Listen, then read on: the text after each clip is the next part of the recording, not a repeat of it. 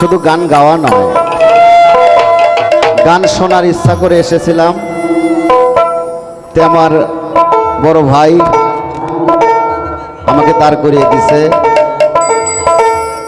তো বিশেষ করে গান গাওয়াটা বড় কথা নয়, গানটা শোনাটাই বড় কথা। যে গাইছে সে পার পায়, যে শুনছে সে পার পেয়ে গেছে। গান শোনে জ্ঞানীরা আর গান গায়ও জ্ঞানীরা, কিন্তু গাওয়ার চেয়ে শোনার দাম বেশি। আমরা প্রতিপয় 10-12টা শিল্পী, আর আপনারা কিন্তু হাজার হাজার মানুষ।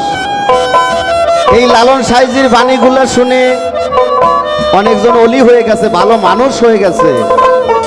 আমরা গান গেয়ে ওরকম ভালো হইতে পারলাম না। আমরা মানুষকে ভালো বানাইতে পারি, কিন্তু নিজে ভালো হতে পারি না।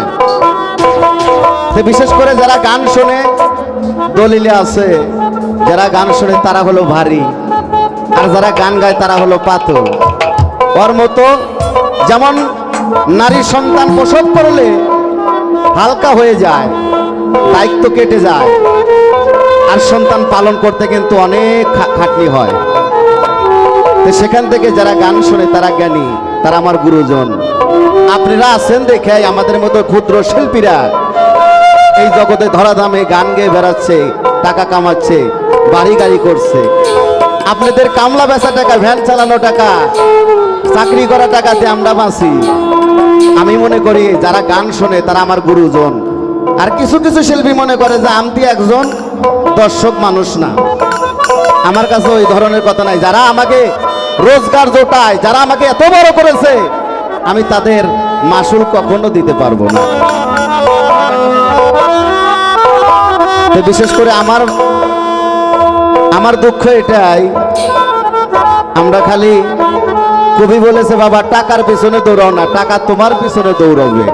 তুমি কর্ম করো, তুমি কর্ম করলে বাড়ি টাকা তোমার পিছনে দৌড়াবে। টাকার পিছনে দৌড়া কেউ টাকা হাসিল করতে পারে নাই বাবা। টাকা আমাকে জন্ম দেয় নাই, জন্ম দিছি আমি টাকাকে। আমি তার গোলাম নয়, টাকা আমার গোলাম নয়, টাকা আমার গোলাম, আমি তার গোলাম নয়। বাবা রে, টাকা ছায়া পাওয়া যায় না। একটা শিল্পীর বেতন হলো 70-80 হাজার টাকা, 1 লাখ টাকা। আর আমাদের মতো ক্ষুদ্র শিল্পীকে 10 টাকা দিতেই জুলুম হয়ে যায়। না না, আমি দুঃখ মনে করি না। কেন দুঃখ মনে করি না?